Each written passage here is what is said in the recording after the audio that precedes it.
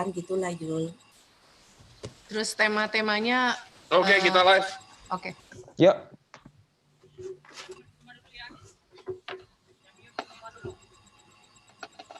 Terus tema-temanya. Oke, kita live. Direkam ya tadi. Ya. Oke, Chris. Ada opening bumper biasanya.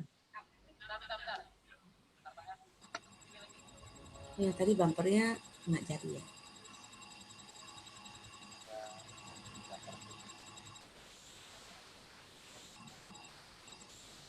Ya, tadi bumpernya nggak jadi.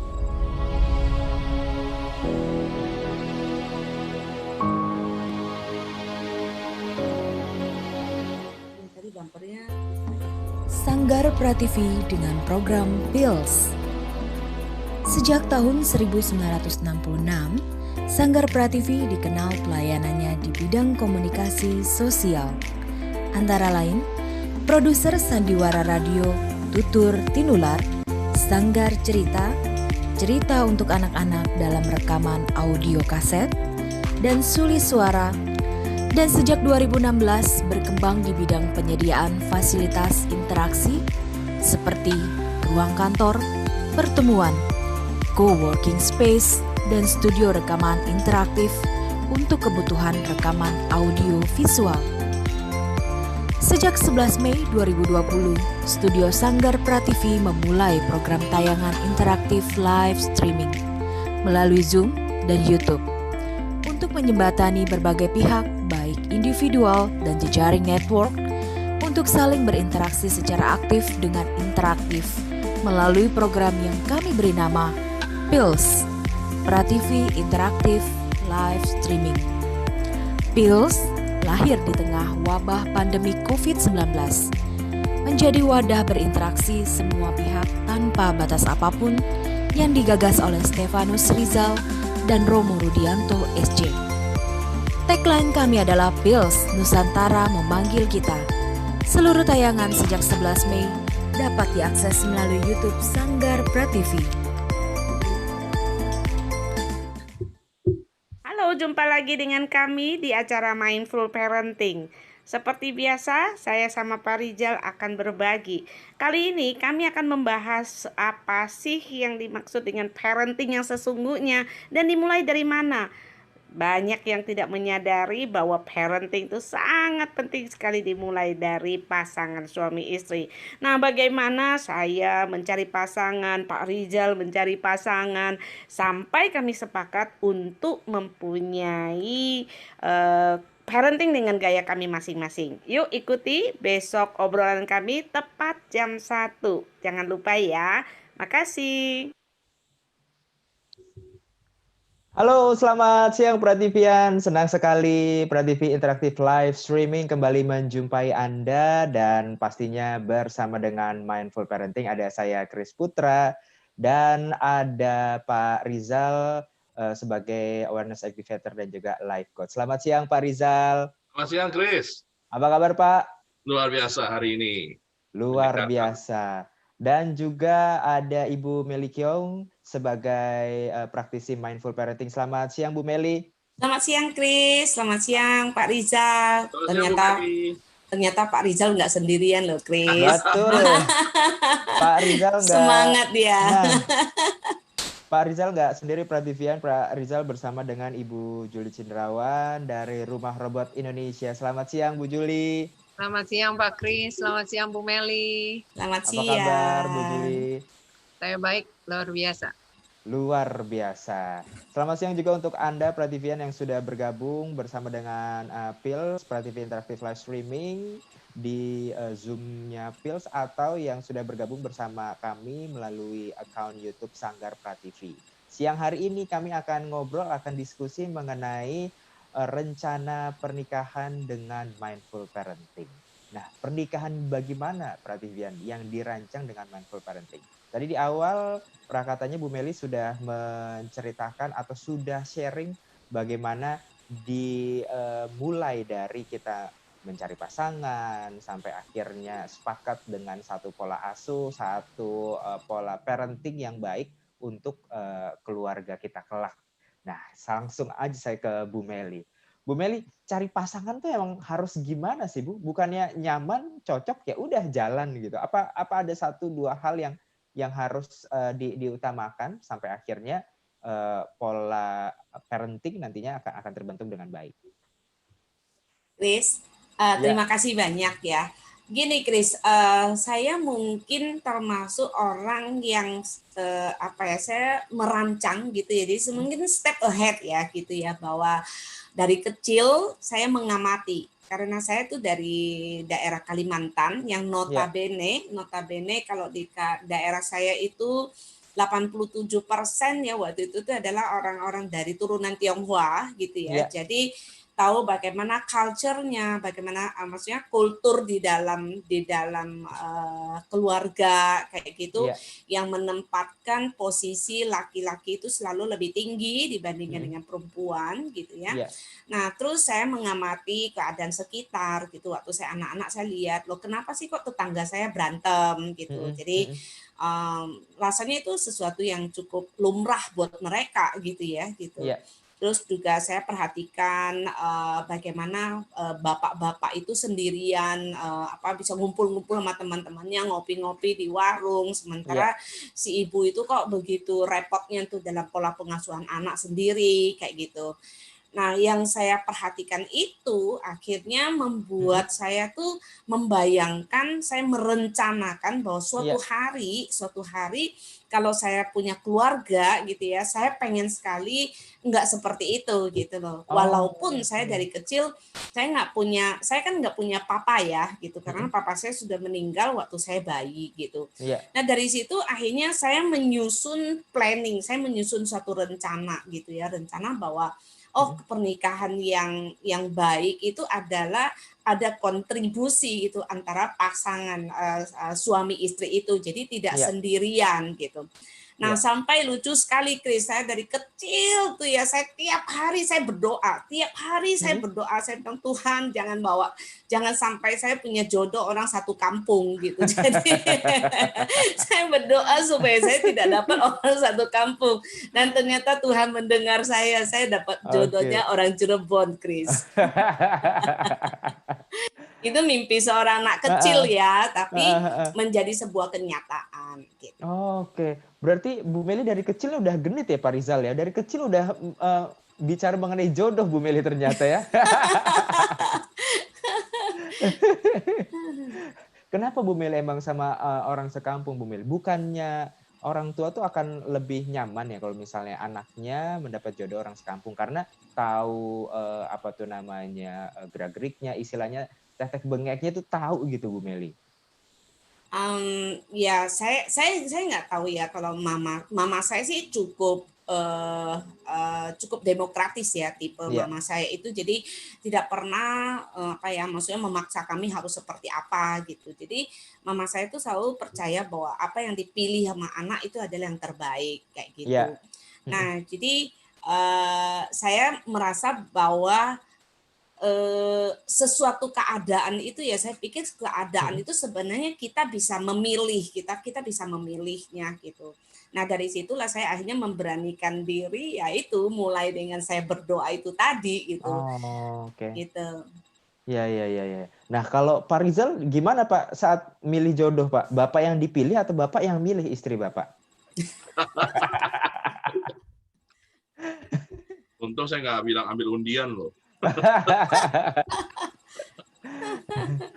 Ya, syukurnya bahwa jodoh saya yang milih.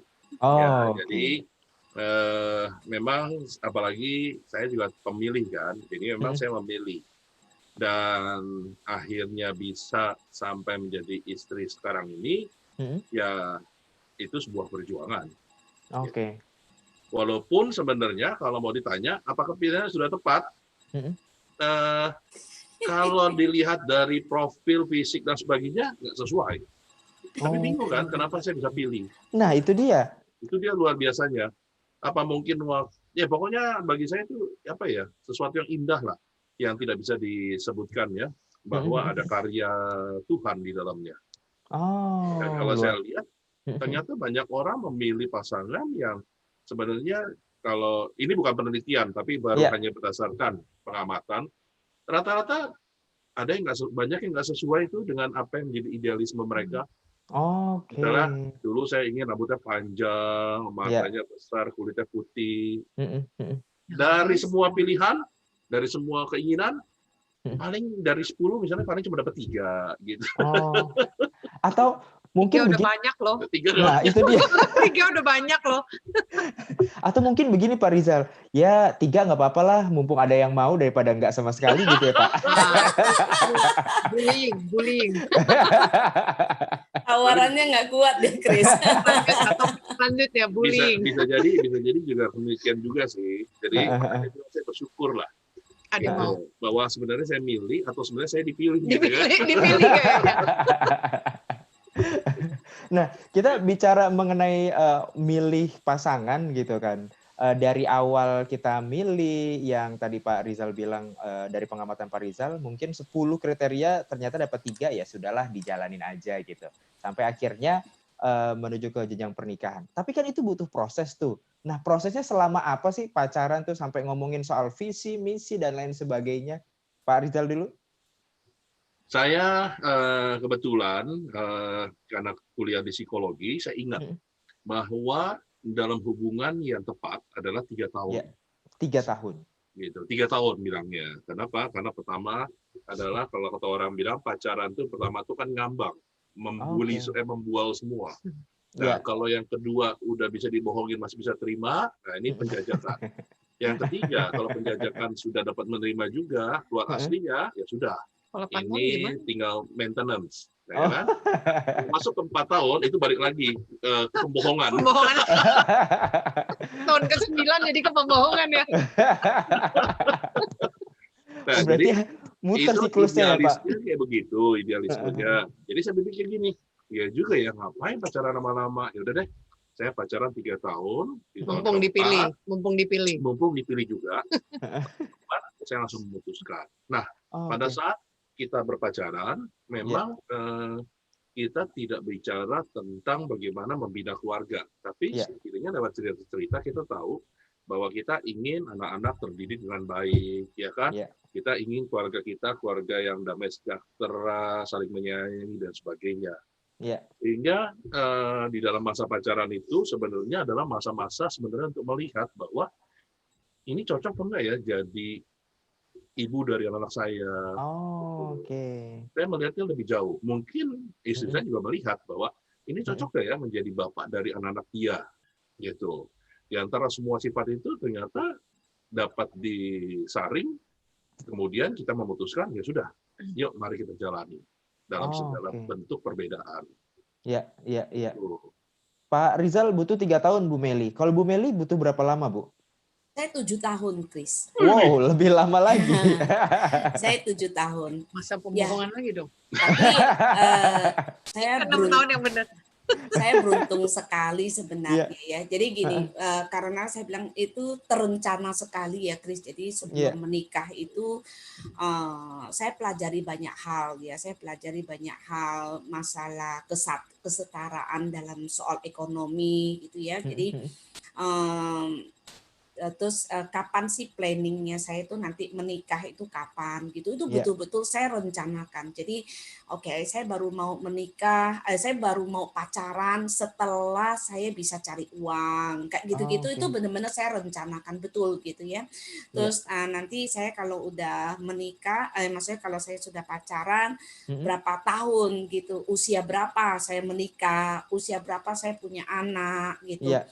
Nah, waktu zaman-zamannya SMA itu mulai ada yang suka gitu, tapi begitu saya ngelihat jenjang, maksudnya kesenjangan secara ekonomi antara saya dengan calon itu terlalu jauh, itu saya putuskan malahan tidak gitu loh. Jadi, jadi karena apa? Karena saya nggak mau nanti setelah saya menikah karena jenjang ekonomi yang begitu jauh gitu ya.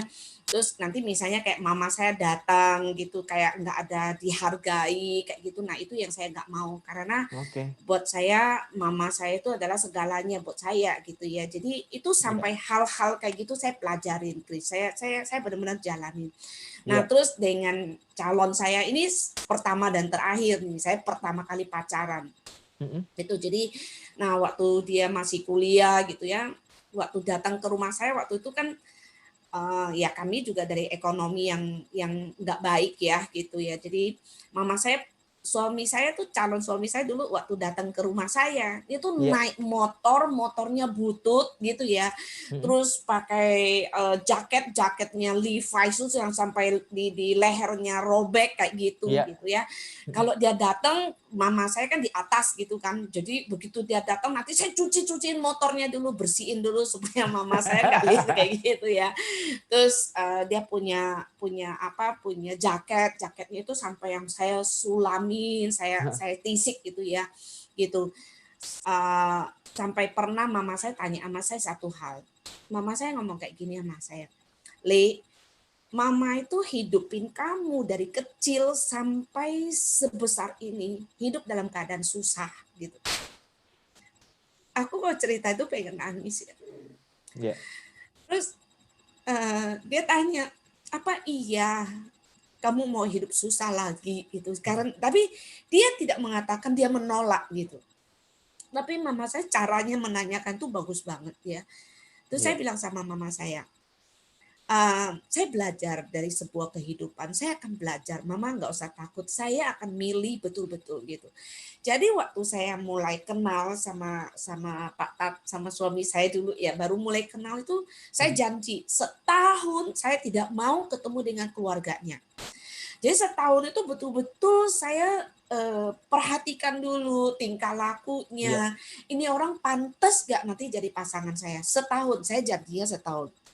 Nah, setelah 1 tahun, di situ saya mulai memilih gitu. Baru saya putuskan, oke, dia adalah orang yang bisa saya ajak untuk bersama-sama hidup susah gitu. Jadi, nah akhirnya baru saya mulai kenal keluarganya. Saya baru mulai mau dibawa untuk kenalin ke siapanya gitu ya.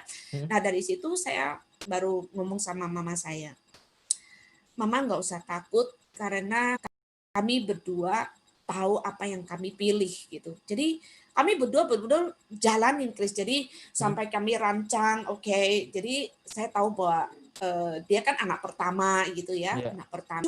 Adiknya sekolah dulu gitu. Jadi seperti itu. Terus nanti sekolahin yang satu lagi, Jadi kita benar-benar support. Nah itu yang kami lakukan. Kenapa 7 tahun kami baru menikah. Jadi prinsipnya adalah saya pengen banget setelah selesai urusan di keluarganya, nah nanti baru kami tenang untuk memikirkan keluarga kecilnya kami gitu. Jadi ini makanya saya pikir ini sangat penting sekali. Saya berharap semakin banyak anak-anak muda yang memikirkan sampai sejauh itu, Chris. Iya, saya setuju juga dengan Bu Meli seperti itu. Sebelum kita lanjut lagi, Prativian, saya mau menyapa dulu yang sudah bergabung. Ada Ibu Renata, kemudian selamat siang juga Ibu Iing, ada Ibu Haruko juga yang sudah bergabung bersama kami, ada Ibu Mailina, kemudian Ibu Lydia, ada Ibu Yusri juga, ada Ibu Lili, serta ada Ibu Lina Samari. Dan untuk Anda juga Prativian yang sedang bergabung bersama kami melalui akun YouTube dari Sanggar Prativi, yang ingin bertanya, yang ingin sharing mengenai obrolan siang hari ini, Anda bisa langsung tulis aja di kolom komentar, atau Anda yang sedang bergabung bersama kami di Zoom Pils, Anda bisa juga bercerita, berkomentar mengenai obrolan di siang hari ini, langsung terus di chat room, atau mungkin langsung ngobrol dengan Bu Meli, dengan Pak Rizal, dengan Ibu Juli juga. Saya lanjut lagi, Prativian, bicara mengenai pernikahan yang dirancang dengan mindful parenting. Dari tadi belum ke Bu Juli, Prativian, yang di off air tadi sebelum mulai, ternyata Bu Juli lebih lama lagi dari Bu Meli, 9 tahun. Wow. Mempersiapkannya 9 tahun. 9 tahun kemudian dapat menikah, dapat pasangan yang diimpikan atau enggak sih Bu Juli? 9 tahun tuh pacaran atau wajib belajar ya? Nah, itu dia. Kayaknya itu cicilan SMP ya? Kayaknya itu cicilan KPR ya, Pak ya? Silakan Bu Juli. Iya, saya anak yang cukup mungkin kebanyakan belajar. Jadi Saya mulai pacaran itu mulai kuliah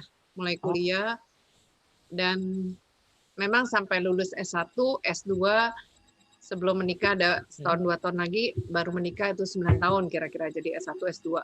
Iya. Kalau dibilang memilih pasangan, tadi Pak Rizal bilang pemilihan ya, dipilih, memilih. Bu Meli merancang dengan sangat baik, berusaha mengenal. Kalau saya beda lagi. Kalau saya, tapi saya tahu ini, kalaupun saya gagal berumah tangga, mungkin cerita saya nggak harus sama gitu ya dengan orang lain yang kemungkinan mirip.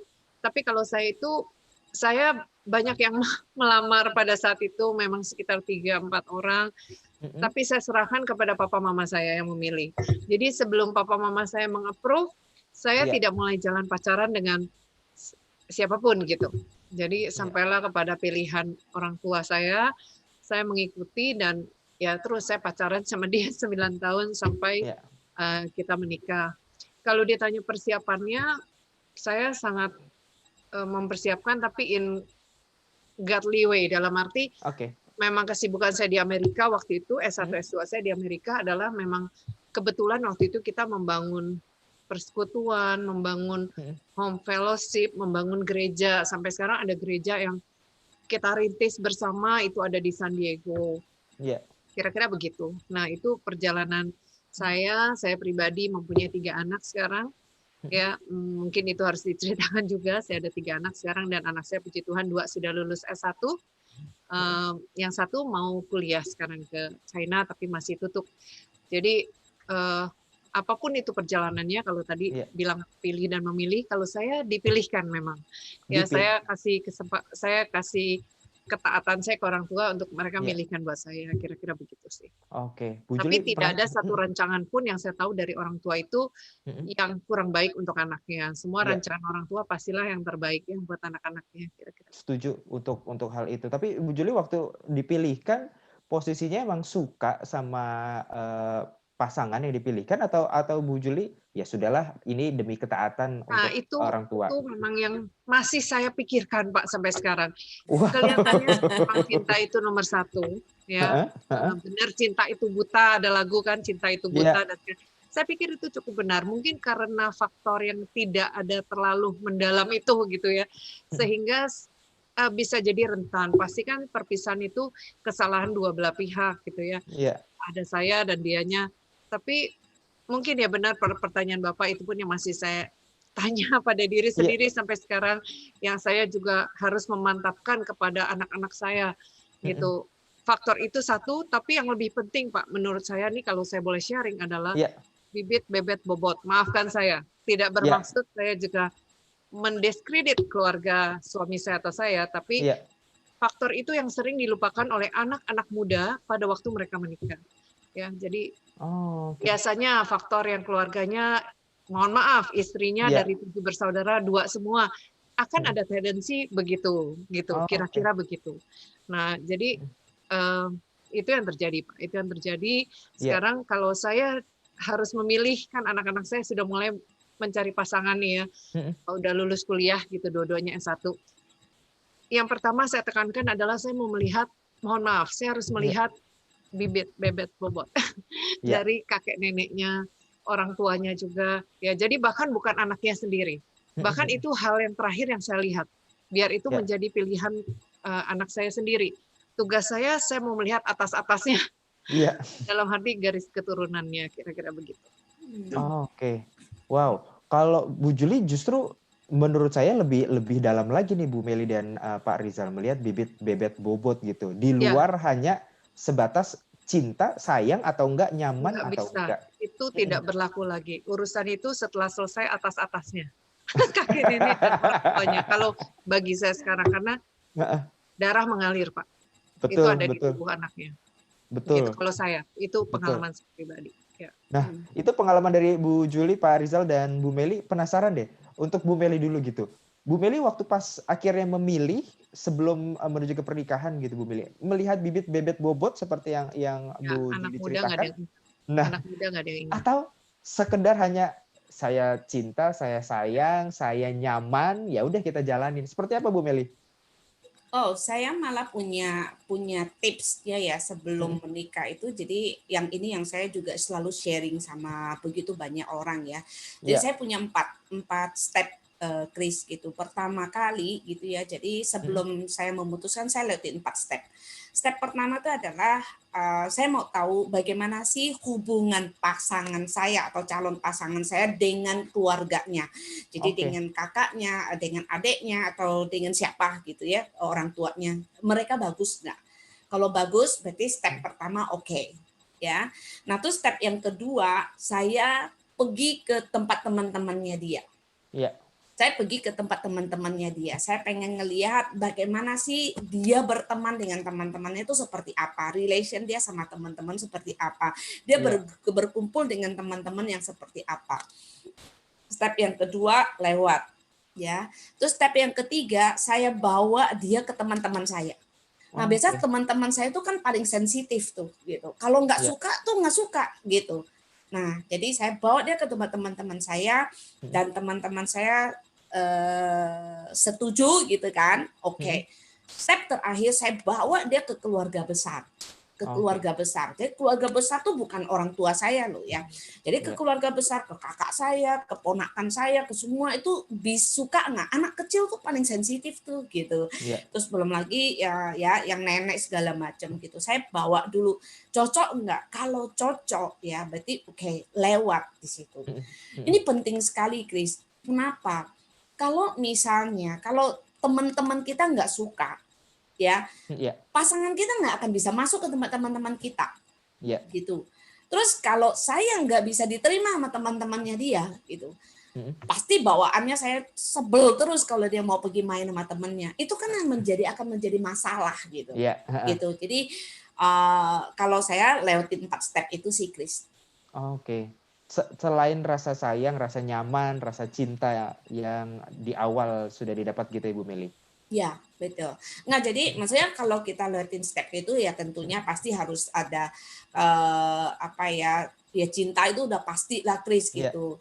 Saya sangat baru dengar ya kalau Julie maksudnya menyerahkan betul ke orang tuanya. Itu luar biasa ya, Jul, gitu. Kalau buat saya pikir enggak, saya harus memilih sendiri gitu ya. Iya. Nah, kalau Pak Rizal melihatnya seperti apa, Pak? Cukupkah dengan nyaman, dengan yakin bahwa oke, ini bakalan jadi jodoh saya nih gitu? Pak Rizal nggak bisa ditanya itu, pasangannya ada 10. Nah, ini harus dikulik nih kalau gini nih.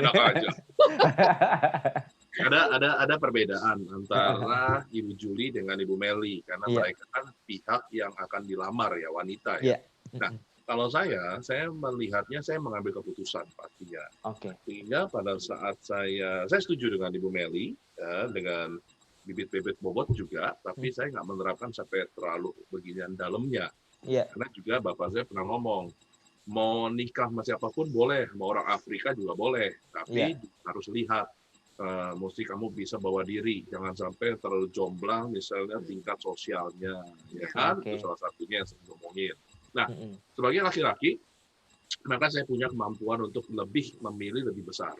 Nah, saya tahu ketika saya berpacaran dengan calon istri saya sekarang ini, dia adalah orang yang tidak pandai bergaul. Kerjanya hanya belajar. Jadi saya tahu bahwa dia dari dulu belajar pulang. Demikian juga di kampus. Pertemanan dia hanya dalam lingkup kecil, karena memang dia pemalu, bukan orang yang terbuka seperti saya yang gampang membuka diri pada siapapun. Dan akhirnya dengan begitu, ada 10 ya tadi Bu Julie ya. Maka yang kemudian saya atur dalam hidup saya adalah bagaimana kalau saya melihat keluarganya. Jadi saya mencoba melihat keluarganya, dan saya ingat banget momen yang terbaik untuk melihat apakah pasangan saya ini punya sifat keibuan, ya kan, wanita yang saya pilih, itu dari momen makan. Makan. Jadi ketika saya diajak makan bersama keluarga, makan keluarga kecil dia ya, di situ saya bisa melihat bagaimana komunikasi antara ayah, ibu, suami, istri dengan anaknya. Lalu dengan saudara kandungnya, apa yang dibicarakan, ya kan? Bagaimana responnya? Bagaimana ketika istri saya ngomong sesuatu, ditanggepin enggak, mau orang tuanya seperti apa? Nah, dari situ saya tahu, oh oke, berarti tipikal demokrat, ya kan? Tipikal orang yang mampu demokrasi, menerima argumentasi, dan sebagainya. Sehingga saya pun menjadi diri saya apa adanya. Nah, ketika di keluarga itu saya juga diterima, maka langkah kedua saya bawa ke keluarga saya untuk melihat, kira-kira diterima enggak? Ternyata diterima, oke, saya bawa ke kawanan saya, diterima, dibawa ke sahabat saya, diterima, sampai akhirnya jalan setahun, mereka malah bilang begini, gila lu Sal, beruntung amat dapat malaikat, begitu. Tahu dong maksudnya. Iya. Tahu dong, Pak Kris, kita di belakang aja, ntar selesai ini kita bicara lagi. Jadi mereka, aduh, ini yang milih siapa? Teman SMP loh. Yang milih dari kami, gitu kan? Gitu. Jadi mereka semua bilang, istri saya itu, calon pasangan saya adalah manusia berhati malaikat. Oh. Sehingga mereka bilang, kayaknya nggak pantas saya dapat dulu. Nah, malah teman-teman yang ingin baca. Untung orang tua udah setuju. Iya. Orang tua kan tergantung kita kan. Nah, tapi dari situ saya justru penasaran, masa sih saya gitu kan? Dan tapi ternyata setelah jalan 3 tahun pacaran, tetap dia memutuskan untuk menikah dengan saya. Oh, ya. Tapi dengan ancaman golok nggak nih? Menyelamatkan Pak Rizal maksudnya. Itu malaikat itu. Tapi saya setuju loh, bahwa judul siang ini bagus, bahwa di dalam sebuah pernikahan yang mungkin berbeda, bahkan saya merasa tadi, mendengar cerita Bu Meli dari Juli, bahwa sebenarnya setiap pasangan itu menyelamatkan pasangan yang lain. Oh. Secara nggak langsung ya. Iya. Selama kita tidak ngotot dengan ego kita dan sebagainya, pasti kita akan mendapatkan posisi di mana akhirnya kita sadar bahwa ada yang harus kita ubah dalam hidup kita, dalam cara pikir kita, cara pandang kita dan sebagainya. Iya. Itu sih kalau yang saya dapetin. Jadi kalau ketat banget ya enggak, tapi ketika saya melihat bahwa diterima keluarga ini gitu sih. Oke. Kemudian pertanyaannya menuju ke setelah melewati proses itu masuk ke jenjang pernikahan gitu. Apakah proses tadi akhirnya jadi jaminan untuk keluarga jalani adem ayem karena kan sudah melewati berbagai macam proses, udah diketahui bibit bobotnya sampai dibawa ke teman-teman, keluarga dan sebagainya. Jaminan nggak sih Pak Rizal, kemudian Bu Juli dan juga Bu Meli untuk jalannya sebuah keluarga itu harmonis. Kita bicara harmonis dulu deh, yang mana setiap keluarga pasti ada miskomunikasi di setiap pendapat gitu. Itu bagaimana Pak Rizal? Silakan. Jadi gini, justru ketika menikah, hal yang menjadi benturan-benturan adalah hal-hal kecil yang selama pacaran kita tidak pernah urus. Karena nggak serumah ya. Karena nggak serumah, ya kan? Tahu. Karena nggak serumah, karena nggak intens. Ya, nah zaman dulu lagian ada yang namanya istilah ngapel kan tuh ya, yang cuma datang seminggu sekali gitu kan. Itu pun kalau ada ongkos. Kalau nggak ada ongkos, lambat tertunda ya kan. Gitu. Nah, bagi saya justru yang gede-gede pada saat pacaran kita bayangin akan menjadi masalah, yang justru muncul adalah yang kecil-kecil. Contoh sederhana yang saya bingung gitu. Ini contoh sederhana. Kita belanja habis menikah, kita belanja ke supermarket. Dia bilang begini, beli telur. Oh ya sudah, saya ambil dong telur ayam negeri, ayam negeri yang sudah dikotakin tuh, ada omega 3 segala semua ya kan, masukin. Nah sampai di rumah kita membenahin dong barang belanjaan kita. Saya buka tuh telur, saya masukin ke tempat telur di kulkas. Satu. Udah tinggal 2 butir lagi saya masukin, dia teriak. Udah dicuci belum? Belum lah, ngapain dicuci? Yang kita bukan kan isinya. Ya tapi itu kotor. Loh, ini kan disil. Rapi, udah bersih. Udah pasti nggak mungkin. Itu kotor. Kalau itu kotor, itu akan mengotori seluruh isi kulkas. Wah, kamu nggak masuk akal, saya bilang gitu kan. Coba bayangin. Hal kecil kayak begitu, itu justru menjadi ribut besar yang luar biasa. Tenang Pak Rizal, I feel you. Saya juga awal-awal nikah begitu Pak. jadi saya langsung ngebayangin masa-masa, oh iya ya.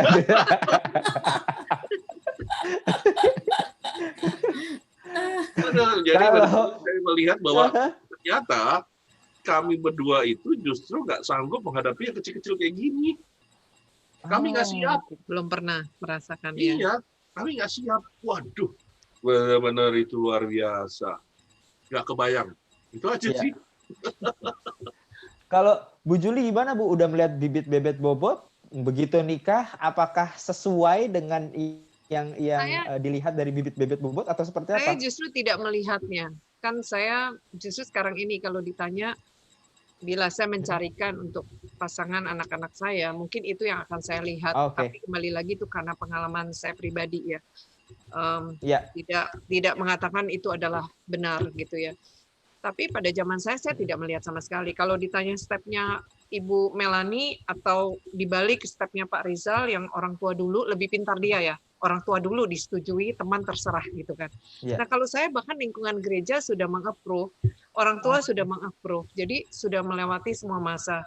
Dan saya sudah mengalami bangun gereja dengan dia, jadi kita lihat juga kesungguhannya, keuletannya, dan segala halnya. Jadi mungkin itu maksudnya udah lewat. Sudah menikah atau masih pacaran? Masih pacaran kan, kita bangun gereja 9 tahun. Jadi saya sudah melewati itu semua, sikap karakternya juga sudah saya lihat, gereja meng-approve, teman-teman juga, apalagi orang tua yang memilihkan ya. Jadi di situnya sudah oke. Kalau tadi Pak Rizal bilang istrinya juga yang tipe belajar pulang ke rumah. Saya juga mungkin kalau orang sekarang masih mengenal saya di Amerika, ketemuin saya di library gitu ya, jam 2 pagi baru pulang gitu kan, belajar. Jadi tipe yang sangat konsisten dan committed begitu aja sih. Nah kalau bibit bobot kembali lagi, itu yang saya tekankan sekarang. Jadi kemarin kalau saya mendengar anak-anak saya, Mami aku mulai kenalan dengan siapa, saya bisa terbang ke kotanya dan aku mau melihat keluarganya. Wow. I fly dan melihat gitu. Bahkan mantunya, calon dianya belum kulihat, nggak perlu kulihat gitu. Yang penting keluarganya aku mau lihat dulu kira-kira begitu Pak Kris. Tapi kembali lagi kesalahan adalah mungkin dua belah pihak ya, dan pastilah tidak disengaja dengan anak yang sudah 3 gitu ya, kita nggak merencanakan akan ada kegagalan. Kira-kira begitu. Wow, Bu Meli, bagaimana Bu? Sudah melewati proses itu? Apakah jalannya sama seperti Pak Rizal, Bu Juli gitu? Apa justru Bu Meli lempeng aja karena udah melewati prosesnya? Iya, kalau saya ini nanti tanggal 29 ini kami sudah menikah 24 tahun. Wow. Ya, 24 tahun. Sama 29 September. Sama ya? Oh. Oke.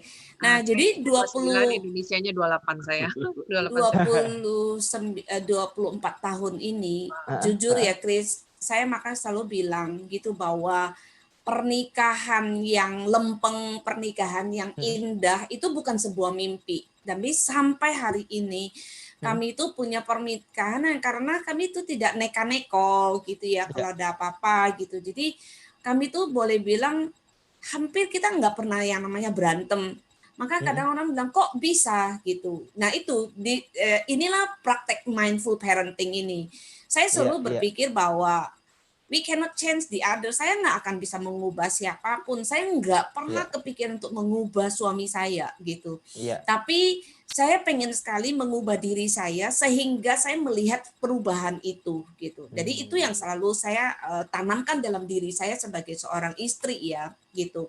Nah terus dari kecil, maksudnya dari kita mulai pacaran itu saya sudah mempersiapkan banyak hal, Chris gitu. Misalnya tentang sisi ekonomi gitu ya. Jadi kami betul-betul memulai dari nol gitu. Jadi akhirnya kami berdua bersama-sama mulai dari pacaran itu kami beli rumah gitu ya, terus kami patungan berdua gitu kan. Sampai ada teman saya yang bilang aduh katanya Pak Mel, katanya kamu baru pacaran dia tuh sudah beli rumah, nanti kalau putus bagaimana gitu kan.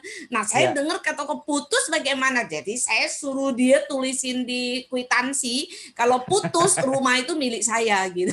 Jadi, bagus. dan dia tanda tangan loh. itu maksudnya sampai seperti itu Chris ya. Gitu. Terus waktu kami pacaran itu gitu ya, saya kan umumnya orang kan ngomong bahwa perempuan tuh merongrong gitu ya, perempuan tuh ngerongrong. Nah, saya tipe yang cukup ngeyel gitu bahwa enggak semua perempuan seperti itu gitu kan. Nah, jadi kalau saya bayar makan, dia yang bayar nonton. Kalau saya bayar nonton, dia yang bayar makan. Terus dalam hati saya bilang gini, kalau sampai putus jangan pernah keluar kata-kata kalau saya ngerongrong kamu ya gitu. Itu kira-kira kayak gitu. Dan itu sampai kami menikah ya, sampai kami menikah itu selalu kami bahwa kita we have to share. Jadi kami selalu share. Jadi saya sampai kerja ya, waktu saya kerja semua gaji saya misalnya nih untuk kehidupan di dalam keluarga. Nah, uang yang dia kasih ke saya itu saya simpen, saya deposito sampai kami bisa beli sesuatu kayak gitu. Jadi kami selalu bersama. Jadi kalau ada apa-apa selalu kami sharing gitu. Jadi itu yang saya rasa itu mungkin jadi sesuatu apa ya? Jadi kekuatan yang sangat bagus banget gitu, Chris. Wow, luar biasa. Tapi saya no wonder juga sih untuk Bu Meli ya Pak Rizal dengan Bu Juli, kalau misalnya putus gitu, tapi kemungkinan suami ibu juga mintanya nggak bakalan putus daripada putus rumahnya hilang kan ya? Dia juga mikir untung rugi. Iya, daripada putus gua nggak dapet rumah gitu. Ini nanti anak-anak saya perlu belajar sama Bu Meli nih. Paksa beli rumah. Lucu. Kalau dipikir itu lucu, gara-gara teman baik saya, itu mamanya ngomong sama saya, Meli, nanti kalau kamu putus bagaimana? Saya langsung suruh bikin kwitansi. Kalau itu udah pasti jaminan gak bakalan putus. Aduh, lucu saya. Oh iya, anak Pak Rizal cewek semua ya, tiga-tiganya ya. Harus langsung beli rumah dari sekarang. Bu Meli, Pak Rizal, dan juga Bu Juli di chatroom sudah ada yang bergabung. Ada Ibu Haruko bilang katanya di awal-awal pernikahan Ibu Haruko yang banyak ngomel. Katanya seperti itu. Kalau Pak Rizal bilang katanya semua akan dimulai dengan ngomel. Enggak ya, enggak juga. Terus Ibu Haruko juga bilang katanya betul Ibu Meli wanita bukan perongrong. Jadi ingat majalah Bobo katanya dulu ya, Bobo dan juga perongrong. Bu Meli, akhirnya gimana kita merencanakan pernikahan yang mindful parenting? Apa aja Bu Meli yang harus disiapkan? Yaitu kalau kami di mindful parenting, dari gini, sebenarnya berdasarkan prakteknya yang diterapkan oleh saya selama ini, makanya saya punya partner ya Pak Budiman itu, jadi dia ngelihat dia ngikutin sharing saya dalam soal praktek gitu ya. Akhirnya disarikan yang disebut dengan mindful parenting ini gitu loh. Jadi ada 5 dimensi. Jadi dimensi pertama itu adalah bagaimana mendengar. Jadi mendengarkan dengan penuh perhatian ya, dan berbicara dengan empati. Nah, dan itulah yang kita praktekkan. Kalau ada hal yang misalnya membuat saya kesel nih sama suami saya gitu ya. Jadi pertama kali yang saya lakukan adalah ya saya dengarkan dulu. Belum tentu apa yang saya lihat itu sesuai gitu loh. Jadi akhirnya saya redam dulu, saya dengarkan why, kenapa sampai dia lakukan seperti itu misalnya. Terus yang kedua ya saya tutup mulut. Kita tutup mulut, dimensi kedua itu tidak menghakimi gitu kan. Nah, kadang-kadang yang kita lihat belum tentu sama gitu loh gitu. Jadi ya kita nggak usah hakimi. Nah, ketika kita mampu mendengarkan, kita tidak menghakimi, maka kita akan mampu mengendalikan emosi kita gitu. Nah, itu yang kami coba praktekkan. Contoh hal kecil lah, Chris, karena kami itu kan beda culture ya, satu dari Kalimantan, satu dari Cirebon. Bayangin nggak tuh kayak langit sama bumi gitu kan. Dari kultur yang sangat berbeda sekali gitu. Nah, ketika kami kayak mereka, kalau saya kan sangat disiplin banget gitu, kalau waktu ya waktu gitu ya. Jadi kalau papa tuh kerjanya cepet-cepet, kalau dia tuh kan yang lelet, ampun gitu kan gitu. Nah, saya susah mau mengubah dia kayak gimana. Ya, akhirnya jam-jamnya itu biasa saya majuin. Gitu. Misalnya kayak janji jam 1 gitu kan. Nah, saya bilangnya jam 12. Jadi, jam 11 itu dia udah mulai mempersiapkan gitu. Jadi ya cara-cara seperti itu, Chris. Iya. Kemudian ada lagi Bu Meli dari dimensi itu? Dimensi yang 4 ya, adil dan bijaksana lah gitu, bahwa maksudnya gini kan, dia juga dididik dengan keluarga yang berbeda ya, kayak gitu. Jadi ya saya juga mesti harus bijaksana juga gitu, bahwa memang kami tidak sama gitu ya. Saya setuju sama almarhum Bapak Daud Yusuf ya, yang selalu mengatakannya begini, Meli, jangan pernah berpikir tentang sebuah kesempurnaan, karena kesempurnaan itu tidak ada. Tapi yang ada itu adalah kita mencocok-cocokkan gitu. Nah, menurut saya itu sangat sesuai sekali dengan yang adil dan bijaksana itu. Nah, kalau bicara tentang welas asih yang dimensi kelima, itu lebih jauh daripada cinta ya. Jadi cinta yang lebih dalam lagi gitu, tanpa pamrih gitu. Oke. Nah, kita bicara rancangan juga, Prativian. Tadi di awal Bu Juli juga sudah bercerita, nggak ada yang merencanakan untuk akhirnya gagal gitu. Kedua belah pihak punya peran masing-masing sampai akhirnya sebuah komitmen itu gagal. Nah, kalau dari di awal gitu Bu Juli, ada nggak sih rencana-rencana atau sampai akhirnya yang sekarang dialami Bu Juli? Seperti apa sih, Bu? Saya harus katakan, saya sering diajarin begini, saya memang senang berorganisasi kalau saya. Jadi di mana-mana dan selalu saya bahkan sering diangkat jadi ketua umumnya, ketuanya, presidennya. Pada saat saya menikah, saya sadari itu gitu. Jadi suami saya sama dengan Bu Meli dari Kalimantan, by the way ya. Sama ya. Sama. Jadi Pak Rizal tidak bisa belajar dari Bu Meli karena dia anaknya sudah dari Jawa, Bu Meli ya Kalimantan, salah ya, jadi nggak bisa. Balik lagi ke saya, saya lepaskan semua title saya. Ya, saya tahu istri diajarinnya harus tunduk pada suami, jadi lalu saya melepaskan semuanya dan bahkan saya berikan pada suami saya title dimanapun itu, di klub-klub,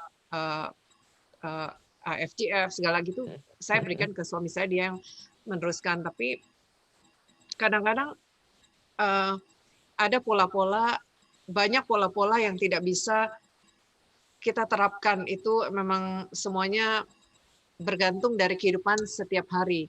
Tapi satu hal yang saya mau tekankan juga adalah mungkin selama masa pacaran ada baiknya berbicara soal uang, juga ada baiknya.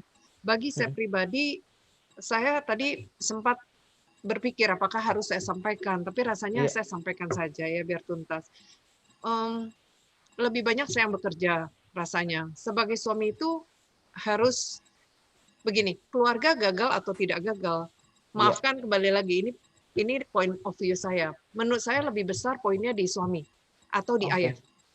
Karena istri pada dasarnya kalau dia dicintai, walaupun dia tidak mencintai, dia akan berusaha mencintai. Kalau dia wanita yang dalam tanda kutip turut dan taat ya, sesuai dengan kodratnya. Jadi suami itu imam, kan namanya juga imam, dimanapun agama kita, apapun suami imam, dia harus bisa menuntun istrinya. Gitu. Mengapa istri-istri banyak yang jadi pebisnis dan menjadi besar? Menurut saya tidak ada istri yang mau cari uang. Sebenarnya tidak mau. Dia berkorban untuk cari uang untuk keluarga. Karena kodratnya kembali lagi, kalau saya demen baca buku. Surveinya adalah walaupun misalnya wanita Jepang tinggi-tinggi, tapi harus balik dan urus keluarga. Ya, jadi saya sadar itu. Cuma kalau memang kita tidak mendapatkan 1 sen pun, sedikit pun dari suami, terpaksa ibu itu berjuang. Karena dia mau memberi yang terbaik untuk anak-anaknya. Buat saya diajarin dari keluarga yang memberi yang baik untuk anak-anaknya. Jadi saya terpaksa harus bekerja dan mensupport anak-anak saya gitu dari kecil. Nah, mungkin faktor-faktor itu juga harus dibicarakan. Dalam arti adalah suami harus diajari untuk bertanggung jawab dan tahu integritas dan harga dirinya sebagai laki-laki. Itu nomor 1 sih. Karena perempuan nggak minta macam-macam kok sebenarnya, hanya keamanan aja. Nah, kalau bicara tadi sharing ya, selama pacaran, aku kayaknya sharing terus ya. Semuanya juga sharing. Jadi yang diterapkan oleh Bu Meli, sudah ku terapkan rasanya. Tapi ya itu akan berbeda-beda hasilnya. Kembali lagi buat para orang tua mungkin yang mendengarkan atau para anak gitu ya, bila YouTube ini di-sharekan, ya harus cari mantu atau pasangan yang dia harus sadar dia itu laki-laki, kira-kira begitu. Oke. Pak Rizal sadar Pak laki-laki Pak? Enggak, dia 10 tadi. Abaikan sebelah saya ini sudah dididik oleh malaikat. Sudah dididik oleh malaikat dia. Pak Rizal melihatnya seperti apa Pak pengalaman dari Bu Juli sampai akhirnya Bu Juli punya pemahaman point of view dari Bu Juli adalah laki-laki yang menentukan itu semua. Ya, saya setuju bahwa bagaimanapun juga memang laki-laki yang harus membimbing pasangannya. Ya. Minimal harus bisa memberikan kekuatan, ya kan, harus bisa menopang juga. Tapi ketika kita waktu pacaran, kita memang ada sharing banyak hal, ya kan, seperti Bu Meli bilang. Kalau nonton dia yang bayar, nanti gantian, makan saya yang bayar. Atau gantian, misalnya benar-benar ada saatnya saya bayar semuanya, ada saatnya dia yang bayar semuanya, begitu. Jadi untungnya dari kami berdua, kami mendapatkan kesamaan adalah kami tidak perhitungan satu sama lain. Jadi itu yang kami dapatkan, bahwa kami tidak perhitungan satu sama lain. Dan itu sampai hari ini terjadi. Tidak perhitungan. Bagi saya, begitu saya ada, saya kasih. Nggak ada, saya minta. Nah, jadi, kalau tadi Bu Meli bilang menyiapkan, bagaimana menyiapkan anak-anaknya, misalnya ya, saya punya gaya sendiri. Anak saya 3 perempuan semuanya.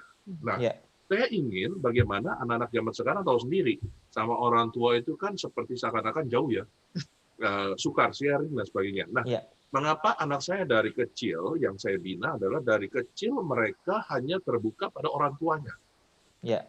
Itu yang saya kondisikan dari kecil. Sehingga sampai sekarang minimal dia terbuka pada maminya. Kalau dia bicara sudah mulai remaja, pasti dia malu kalau ada papanya. Makanya saya tuh biasanya kalau sudah anak-anak bercerita sama maminya, saya ada di situ, mereka diam, saya keluar. Tapi kalau saya ada di situ, mereka masih lanjut, berarti bukan suatu rahasia yang besar. Tapi saya melihat bahwa sampai hari ini anak-anak masih terbuka. Kenapa anak-anak terbuka? Penting buat saya. Karena ketika mereka memutuskan untuk berpacaran, maka mereka akan bercerita siapa pacarnya. Nah, dari pengalaman kita sebagai orang tua dan dari berbagai macam pelajaran yang kita dapatkan, kita bisa dapat melihat seperti apa nih calon pasangan dari anak saya.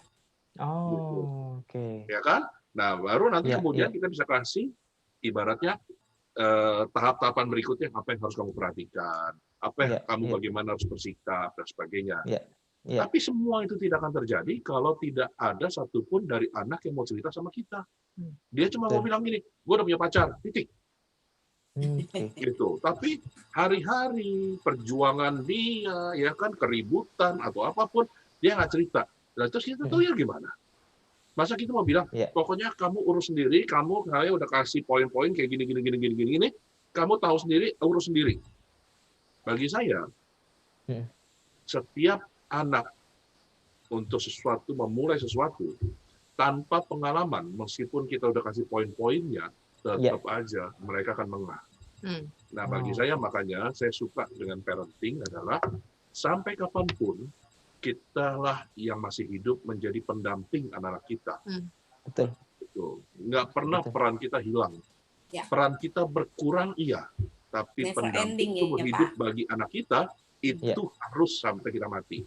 Betul ya Bu Meli ya? Setuju. Never ending. Parenting is never ending ya. Tugas berkurang, tapi pendampingan seumur hidup menurut saya. Sebenarnya tugas bertambah sih. Jagain mantu juga, jagain cucu juga kalau sudah punya cucu. Pas saya makin tua tugasku makin bertambah katanya. Nggak mau, kalau jaga cucu nggak mau. Jagain cucu. Ajakin main, jagain Kita belum sampai ke sana, jangan kasih keputusan apapun. Nah, sekarang bilang nggak mau, nanti kalau udah punya cucu pasti dia paling bawel. Biasanya begitu Bu Meli. Nah, itulah orang bilang ya sayang sama cucu itu lebih sayang lebih sayang daripada sayang sama anak. Iya. Betul. Meli udah mau punya cucu kali ini, udah bisa berkata begitu. Udah siap-siap seperti Bu Meli. Nah, jadi kayak gini juga, Chris ya. Ya. Saya mau anak-anak saya juga mempersiapkan diri bahwa ya tadi yang 4 step itu saya tetap sampaikan kepada mereka, dan so far dari pengalaman kemarin anak saya yang pertama itu mempunyai pacar gitu ya, jadi dia lewatin step seperti itu gitu. Dari step terakhir ya dia kumpulin dengan keluarga besar kami dan semuanya oke. Nah di situ saya cuma pesen sama anak saya dari kecil, saya sudah pesen sama mereka gini. Waktu Matthew kelas 6 SD ya, 6 SD gitu. Jadi dia mulai ada seneng sama temennya gitu ya. Jadi buat aku itu ada sesuatu yang sangat normal karena seneng sama lawan jenis itu kan bukan berarti langsung harus pacaran gitu ya. Gitu. Nah, saya cuman bercandain ya, si itu baik ya anaknya ya kayak gitu. Mama dia kayak gitu kan. Jadi nah itu artinya apa? Saya membuka diri bahwa dia nggak usah malu, kalau ada apa-apa boleh bicara dengan saya gitu. Nah terus saya cuma pesenin gini, seorang perempuan yang baik, perempuan itu baik kalau perempuan itu bisa membuat anak mama yang sekarang baik menjadi lebih baik. Nah, saya cuma kasihin kayak semacam clue-nya lah ke situ gitu kan gitu. Jadi, nah kalau misalnya seorang perempuan itu membuat anak mama yang baik itu menjadi lebih tidak baik, berarti perempuan itu ya istilahnya nggak akan dapat accept lah kayak gitu.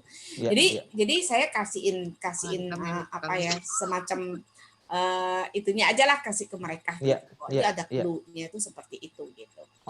Dan akhirnya ketika dia pacaran kayak gitu ya, jadi ya saya juga berusaha untuk menjadi temannya mereka, kayak gitu. Nah ada saat dia putus waktu dia putus itu si perempuan tuh karena saking deketnya sama saya gitu, tante saya nggak mau putus. Saya bilang tante nggak punya hak, sama sekali nggak punya hak atas hubungan anaknya tante gitu. Jadi saya tidak punya hak untuk ikut di situ. Jadi saya juga tahu sampai sebatas mana sih teritorialnya aku gitu sebagai seorang ibu, karena kehidupannya mereka yang jalanin bukan saya. Gitu. Wah berarti beda banget ya Bu Meli. Kalau saya itu begitu saya suka udah harus jadi pacar saya. Itu yang pertama. Terus yang kedua biasanya kalau pacaran terus putus abis itu curhat ke mama saya, paling mama saya cuma bilang gini, siapa suruh lu pacaran sama anak gue gitu. Udah tahu anak gue nggak baik gitu. Iya. belum lagi ngomong gitu, aduh ini perempuan kasihan banget. Iya. Tapi saya jadi hati-hati loh sama Chris tadi. Kalau dia suka dia akan pacarin. Semoga dia nggak pernah suka sama saya. Tenang Pak Rizal, masih aman. kita lihat dulu Bu Meli, Pak Rizal dan Bu Juli yang sudah gabung sama kami di chatroom. Ada Ibu Lydia. Ibu Lydia bilang katanya dari dialog tadi bibit bebet bobot itu penting dan begitu sangat meyakini bahwa pilihan orang tua baik dan juga bagaimana keadaan calon pasangan. Padahal zaman sekarang yang kini tuh peran orang tua rasanya sama sekali nggak diperhitungkan. Karena yang penting yang mau nikah bukan orang tua, katanya gitu. Apalagi pernikahan kan tidak harus orang tua tanda tangan beri persetujuan. Katanya seperti itu. Nanti boleh dikomentari juga. Kemudian ada Ibu Lina dari Samarinda. Selamat siang Ibu Lina. Keterbukaan anak kepada orang tua pada saat memilih pasangan itu sangat penting. Kemudian Ibu Haruko juga kembali bergabung bilang bahwa Ibu Haruko termasuk orang yang mempertimbangkan bibit bebet bobot oleh calon mertuanya dulu, katanya gitu. Pada akhirnya yang meyakini mertua adalah konsekuensi kami berdua yang berlangsung sampai hari ini. Berarti Ibu Haruko dan pasangan. Terus Ibu Lina juga kembali gabung bilang bahwa lama pacaran itu nggak akan menjamin jadi pasangan kita. Katanya seperti itu. Bu Meli, Pak Rizal, dan Bu Juli, mungkin Bu Lydia dulu yang bilang Pak, katanya zaman sekarang tuh tadi seperti yang Bu Juli bilang kali ya. Zaman sekarang kan yang nikah adalah anaknya, orang tua ya udah aja sih gitu, pasti terima aja pilihan anaknya, toh anaknya juga pilih pasti dengan hati-hati dan seterusnya. keadaannya seperti itu nggak sih, Bu Meli dulu? Kalau saya ngelihat tuh kayak gini, Chris, mungkin sudah beda generasi ya, beda generasi, gaya komunikasi juga udah berbeda gitu. Jadi mungkin dulu saya rasa mungkin dulu juga orang sebenarnya ya orang juga dulu tuh kayak saya dia juga mau memilih sendiri, tetapi kondisi atau keadaan yang tidak memungkinkan karena power dari orang tuanya itu masih lebih kenceng gitu dulu, ya gitu. Nah, terus berkembangnya generasi gaya komunikasi yang juga akhirnya si orang tua itu sendiri yang akhirnya memberikan kesempatan kepada anak lebih demokratis gitu ya, lebih demokratis. Jadi terkesannya sepertinya orang tua itu tidak punya wewenang lagi gitu. Padahal sebenarnya yang membuat itu seperti itu adalah si orang tuanya sendiri gitu loh. Gitu.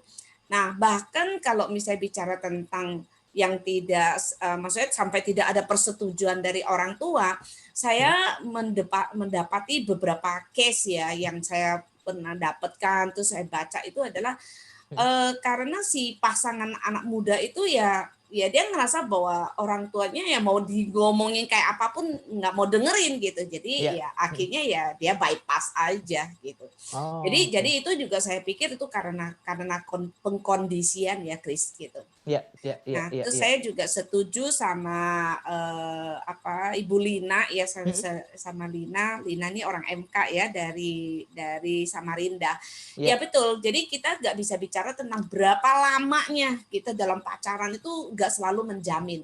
Ada teman saya itu pacaran 13 tahun. 13 tahun, menikah 2 bulan cerai. Kenapa? Karena selama 13 tahun itu ya apa ya, semua itu serba diatur kayak gitu ya gitu. Jadi begitu dia menikah, pacaran tuh kan masih ada takut kehilangan gitu kan. Nah, begitu dia menikah di situ dia nggak sanggup gitu loh. Dengan kondisi itu. Jadi saya setuju banget bahwa itu tidak menjamin ya gitu. Nah, ini Bu Haruko ya saya rasa tuh bagus sekali ya. Berarti proses perjalanan keluarganya itu bagus banget, sudah mempertimbangkan bibit, bobot sama bebek, terus ditambah lagi maksudnya mereka meyakini bahwa orang tua juga memberikan advice ya, memberikan satu pilihan yang bagus ya, makanya dia bisa hidup dengan happy sampai hari ini gitu. Betul. Kita ke Bu Juli. Tadi di awal Bu Juli juga udah bilang bahwa sebagai orang tua Bu Juli akan mempersiapkan segala sesuatunya untuk anak, bibit, bebet, bobotnya harus dilihat terlebih dahulu. Yang dibilang sama Ibu Lydia ternyata melihat fenomenanya seperti itu juga, Bu Juli. Emang seperti yang Bu Juli sudah perkirakan atau emang keadaannya seperti itu, Bu Juli, yang dari pengalaman Bu Juli sampai akhirnya ya udahlah, kalau anak muda kan yang penting nyaman, cinta, punya mungkin pekerjaan yang safe gitu, sampai akhirnya ya udah nikah, orang tua tinggal ikut aja pilihannya gitu. Atau seperti apa sih Bu Juli dari pengalamannya? Waktu saya harus mengalami kegagalan, di situ pikiran saya ke anak semua. Nanti anak saya akan hormati saya lagi gak ya? Nanti saya bisa menasehati anak lagi apa enggak ya? Tapi satu hal, kan kita hidup tabur tuai. Mereka melihat bagaimana saya menghormati orang tua saya. Saya sangat menghormati orang tua saya. Jadi saya bersyukur itu sekarang mereka masih hargain. Waktu mereka memilih pasangan, ada 1-2 hal yang mungkin saya kurang setuju. Tapi saya orang yang tidak banyak bicara memang dari kecil ke mereka. Kalau saya sudah mulai bicara, mereka sudah diam semua dan dengerin gitu.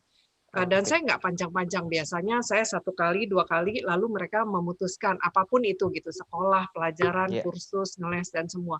Termasuk pada waktu mereka memilih pasangan hidup, saya juga tipe yang diam, tapi mereka tahu sekali saya berkata artinya penting untuk mereka dengarkan. Ada yang kurang pantas nggak atau kurang ini? Yes, ada yang kurang pantas. Mami rasa kurang begini. Mami rasa kurang begini. Ada perlawanan nggak? Ada. Namanya anak pubertas dan cinta itu buta. Tadi saya bilang cinta itu buta. Tapi saya biarkan begini, selalu saya katakan begini, yang pasti kamu tahu bahwa ini dari hati mami yang terdalam dan doa ibu itu nggak main-main, saya bilang gitu. Betul. Dan kalau kamu memang memilih dia nanti mau tetap jadi pasangan kamu better memikirkan perkataan mami. Marah nggak apa-apa, benci mami pun rasanya sementara karena kamu darah daging mami. Jadi tolong dipikirkan, nanti pelan-pelan ya, biasanya mereka kan pubertas doang, kalau tadinya bukan masa ini sih mereka tipe yang sangat-sangat menurut sekali ke saya gitu ya. Karena saya sangat diam orangnya. Nah, pada masa pacaran ini ada memang perdebatan 1-2 kali, tapi biasanya saya bilang bawa dalam doa. Balik lagi mungkin mami salah, mami benar, kamu benar, bawa lagi dalam doa. Kalau kira-kira kata-kata mami benar, silakan dilakukan dan dinasehati pacarnya gitu, atau pacarnya juga bisa menasihati. Tadi benar kata Bu Meli itu ya, apakah bisa membuat kamu jadi lebih baik, itu selalu jadi mimpi kita orang tua. Ya, tapi nomor 2 adalah apakah itu yang mau Tuhan ada di hidup kamu. Yang mami kerjakan aja mami masih salah gitu ya. So please kamu doakan kembali dan biasanya dia akan balik. Ya mami, saya salah. Saya akan perbaiki karena saya mau dia jadi pasangan hidup saya. Dan kita mau saling lebih baik. Biasanya dia akan balik begitu. Jadi saya bersyukur kalau soal respect memang itu harus dari kecil. Nggak bisa tiba-tiba dewasa ini dan kita ikut campur banyak, itu memang agak susah ya kalau tiba-tiba pada umur ini. Tapi tidak ada yang mustahil, tetap selalu ada jalan ya, karena mukjizat terjadi kapan saja, apalagi kita orang tua dan darah daging anak kita. Kalau kita doakan terus, saya yakin doa orang tua powerful, apalagi mami. Ya. Betul, setuju.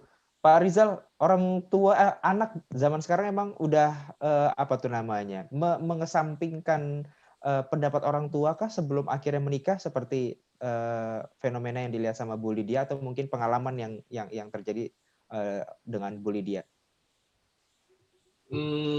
Gimana ya jawabnya ya? Karena saya juga pertama saya belum pernah tahu ya bahwa saya sendiri baru 2 kali jadi saksi pernikahan.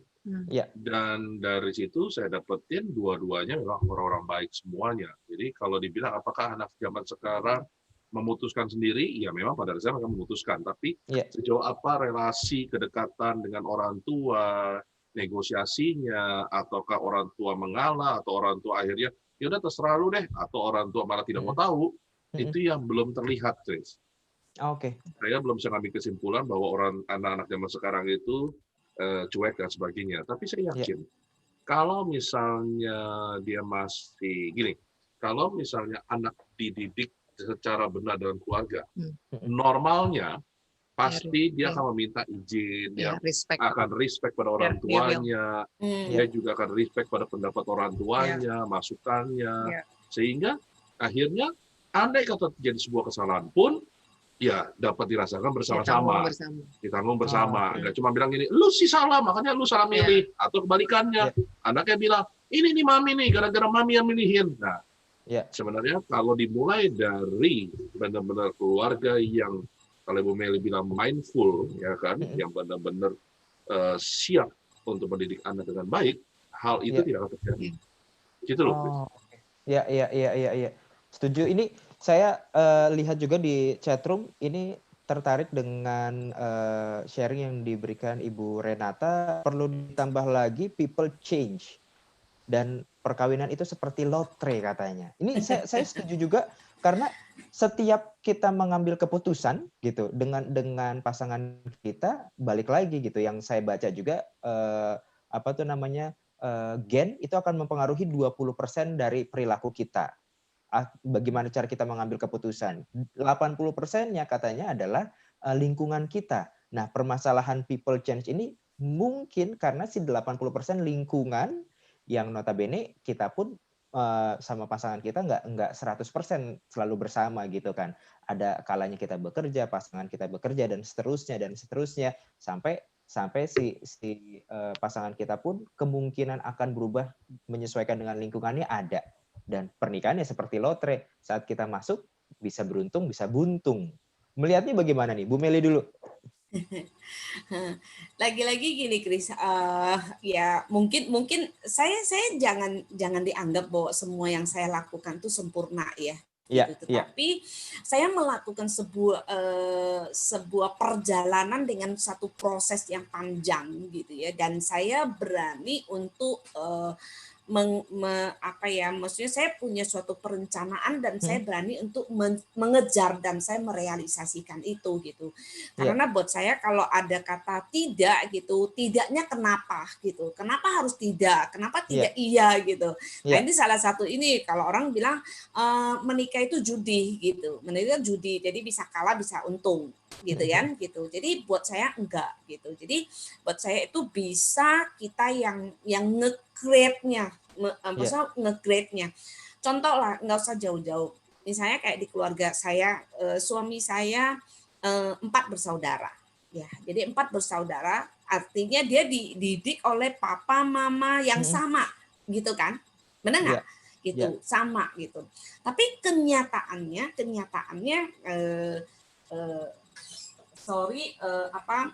misalnya ipar-ipar saya yang lain itu tidak mempunyai suatu relation yang seharmonis dengan kami gitu. Gitu ya. Jadi ini terbukti gitu, misalnya kayak mertua saya, kenapa dia tidak nyaman tinggal sama yang lain gitu, karena dia merasa di rumah aku jauh lebih harmoni, lebih nyaman, lebih tenang, dan itu yang kami realisasikan gitu. Nah, jadi kalau bicara tentang lotre itu tadi gitu ya, nah itu salah satu yang memang saya coba ngeyel dan saya buktikan bahwa sebenarnya itu kembalikan kepada kita bisa meng-create nggak suatu pernikahan itu, dan menurut saya dengan mindful parenting itu adalah suatu solusi yang benar-benar yang saya rasakan gitu. Jadi that's why kenapa saya pengen sharing kepada orang-orang gitu ya, bahwa kita bisa loh gitu bisa meng-create-nya itu gitu loh. Iya. Wow. Pak Rizal, people change, Pak. Katanya 20% gen langsung diturunkan kepada anak, 80%-nya adalah lingkungan. Mungkin kita juga sedikit banyak terpengaruh sama lingkungan sampai akhirnya berubah, sampai pernikahan kita ya benar-benar seperti lotre. Kita salah ngambil nomor, kalah lah kita, atau yang tadinya mau untung jadi buntung. Bagaimana Pak melihatnya? Saya baru dengar nih tadi bahwa pernikahan bagikan lotre. Sering lagi itu. Faktor lingkungan, apa ya? Saya sih yang dari apa yang saya pelajari ya. Bagi saya lingkungan itu akan selalu seperti itu. Nah, tergantung bagaimana kita memutuskannya. Saya lebih percaya bahwa faktor lingkungan itu memang ada. Tapi kalau kita punya proteksi, kita punya prinsip dalam hidup kita punya segala sesuatu dalam pemikiran kita, maka kita dapat tembus itu. Contoh, misalnya, meskipun saya bergaul dengan anak-anak yang tidak baik, gitu ya, misalnya dulu waktu remaja, tapi kita coba yang namanya ganja, ya, saya bisa tolak. Meskipun mereka bilang apa, banci loh, gitu. Pilihannya kan cuma 2, diterima atau ditolak kan? Nah, artinya apa? Kita harus siap mengambil resiko, konsekuensi tersebut, apapun yang dipilih. Nah, oleh karena itu, saya selalu ajarkan kepada anak-anak saya, apapun yang kamu ambil, papi hargai. Mau salah, mau benar, papi hargai. Yang paling penting adalah apa? Kalian harus bertanggung jawab. Itu konsekuensinya. Jangan sampai udah ngambil, atau misalnya salah atau apapun, dia nangis, dia cengeng, atau dia lempar tanggung jawab, atau dia suruh orang lain yang kerjain. Itu bukan cara saya mendidik dari kecil. Jadi saya dan istri juga mendidik bahwa setiap anak boleh ngambil keputusan apapun, tapi harus bertanggung jawab. Sehingga kalau saya lihat ini bicara tentang pernikahan, saya sama istri cuma berharap bahwa kami bisa melakukan yang terbaik bagi anak-anak kami. Andai kata dalam sebuah pernikahan ternyata tidak seperti yang diharapkan, ya kami terima. Ibaratnya anak-anak saya akan tahu bahwa apapun yang mereka lakukan, kami tetap mencintai mereka. Mau salah, mau benar, kami tetap mencintai mereka. Nah, itu yang harus setiap anak tahu, bahwa apapun yang diperbuat sama anak, dia tetap dicintai oleh orang tuanya. Nah, itu yang bagi saya penting dipersiapkan oleh orang tua dimanapun terhadap anak-anaknya. Sehingga ketika mereka dapat jaminan, mereka akan bertindak dengan lepas bebas, nggak dengan ketakutan, nggak dengan ancaman, nggak dengan terpaksa, nggak dengan apapun, dengan pikiran yang waras, sadar, dan bagaimana mereka memutuskannya. Begitu, Chris. Dan akhirnya bertanggung jawab juga ya Pak Rizal ya? Iya, sehingga ketika mereka bertanggung jawab, ya apapun yang menjadi kerugiannya, ya kita tetap salut bahwa ya sudah mau bertanggung jawab.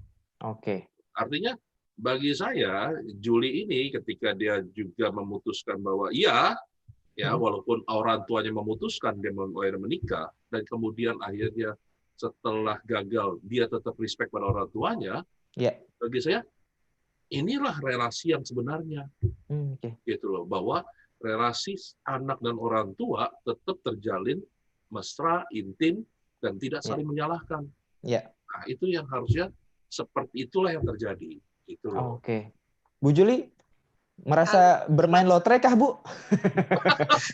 Benar, Pak. Kalau menurut saya lingkungan cukup mempengaruhi. Itu tadi kalau Pak Rizal bilang saya tidak akan terpengaruh waktu orang minta saya ganja. Itu pun yang terjadi di saya. Orang minta saya pergi kemana-mana yang aneh-aneh, tidak akan saya lakukan. Itu kalau saya. Tapi kita tidak pernah tahu pasangan kita. Dia dari culture keluarga yang bagaimana. Jadi kalau saya sharing pengalaman saya waktu kita dalam perdebatan akan pisah atau tidak, karena mungkin dipengaruhi oleh keluarganya, ada berapa bersaudara cowok ya, 7 gitu ya. Katakan cerai aja, gampang kok punya istri lagi. Gitu. Nah, tidak akan api bertambah besar kalau tidak ada bensin yang disiram. Itu pun benar. Jadi menurut saya pergaulan tetap harus dilihat.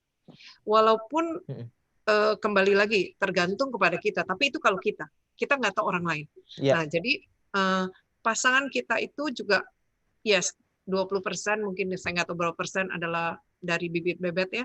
Tapi nggak tahu berapa persen lagi dari lingkungan. Lingkungan pasti mempengaruhi. Nah, tapi tergantung seberapa kuatnya kita bisa bertahan tidak mengikuti arus yang kurang benar dan kurang baik.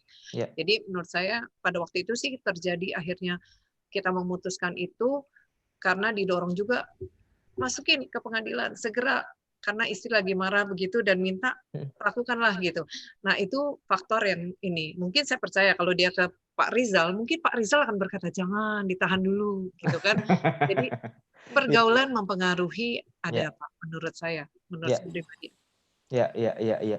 Luar biasa. Terima kasih Bu Renata sudah sharing. Kemudian Ibu Lina kembali sharing. Dia bilang bahwa benar-benar masa-masa pacaran setelah menikah, katanya perbedaan Bu Lina dan juga suami itu sangat jauh karena beda negara. Jadi karena perbedaan tersebut mereka akhirnya belajar beradaptasi satu sama lain untuk mengerti sampai sekarang katanya seperti itu.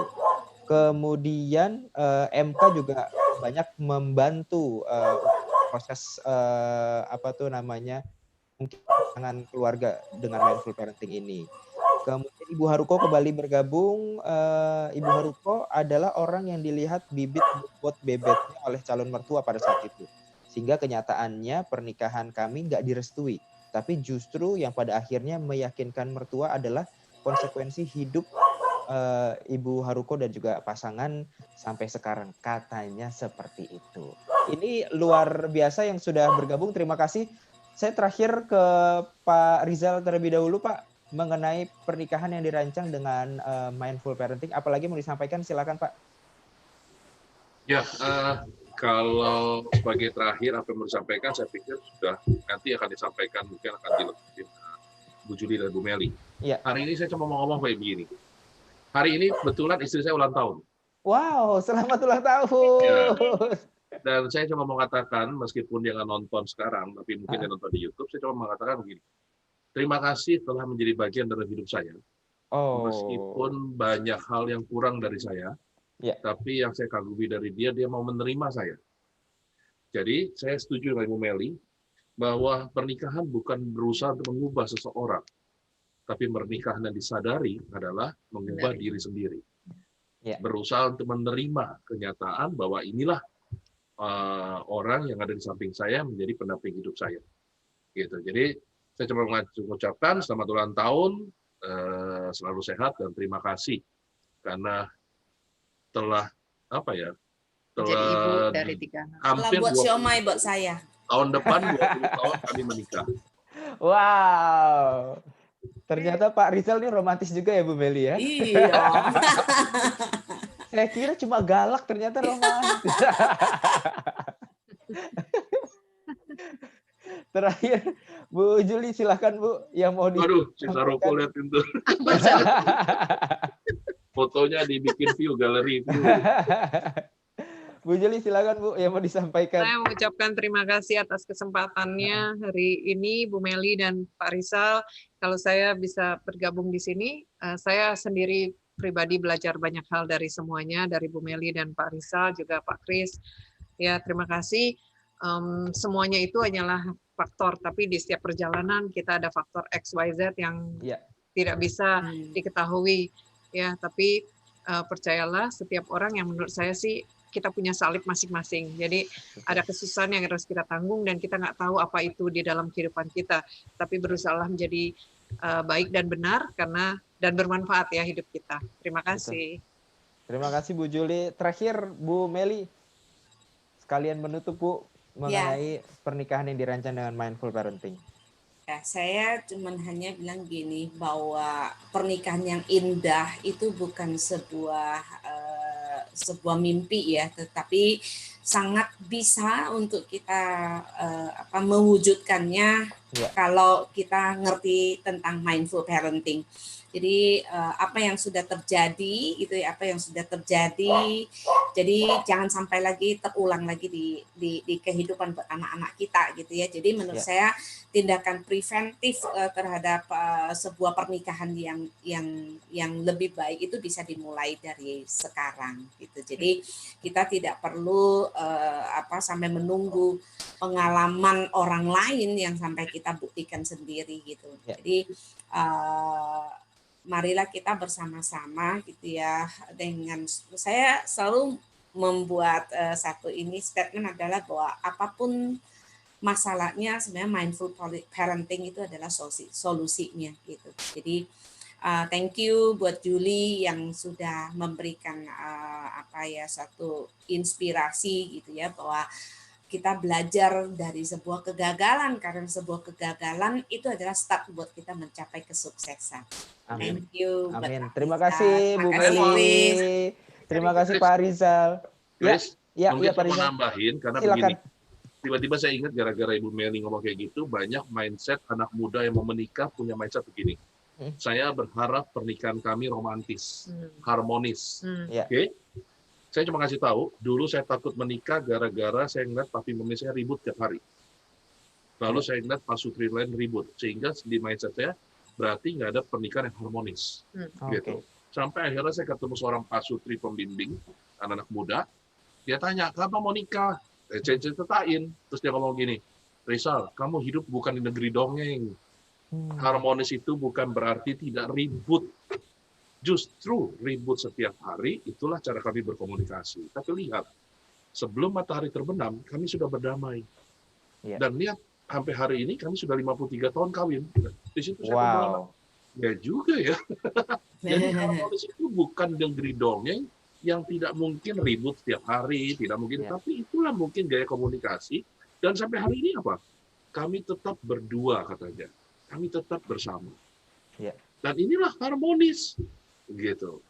Nah, jadi bagi anak-anak muda yang mungkin memikirkan pernikahan atau sudah merencanakan pernikahan, menurut saya, ya buatlah keluarga berdasarkan kesepakatan bersama.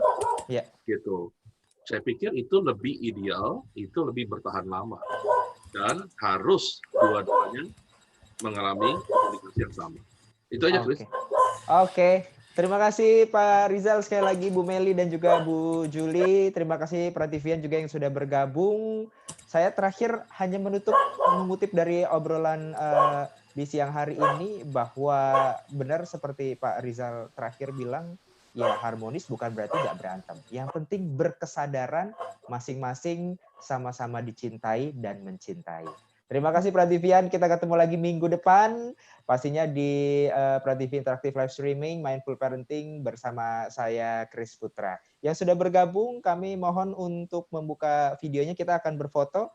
Ada Ibu Iing, terima kasih. Ibu Haruko juga terima kasih sudah bercerita, sudah sharing di siang hari ini. Mari kita foto. Betul. Ibu Lydia, terima kasih sudah sharing. Ibu Lili, kemudian ada siapa lagi di sini yang belum sempat saya sebut? Bu Lina, Bu Ibu Lina, Yusri. Ibu Yusri juga sudah bergabung. Terima kasih bersama dengan kami dan Anda juga Prativian yang sudah bergabung melalui akun YouTube Sanggar Prativi. Kami ucapkan sekali lagi terima kasih. Kita sudah siap untuk berfoto? Ya, kita foto Siap. ya dari saya aja. 1, 2, siap-siap. 3. Oke. Terima kasih. Terima sudah. kasih teman-teman. Sampai ketemu lagi. Terima kasih. Satu Sampai siang. ketemu lagi. Makasih Ing, Lina, Lili, Bu Haruko, terima kasih. Bu Lydia, terima kasih. Terima kasih. Ibu Renata tadi ya, terima kasih banyak Ya, juga. thank you, terima Julie, kasih. Julie, thank you. Pak Rijal, Chris, thank Terima kasih, you. Bu Meli. Sama-sama Bu Chris, Meli. thank Ya, you. sampai Ya. ketemu minggu depan Bu Lydia, ya. thank you. Makasih. Bisa Roko.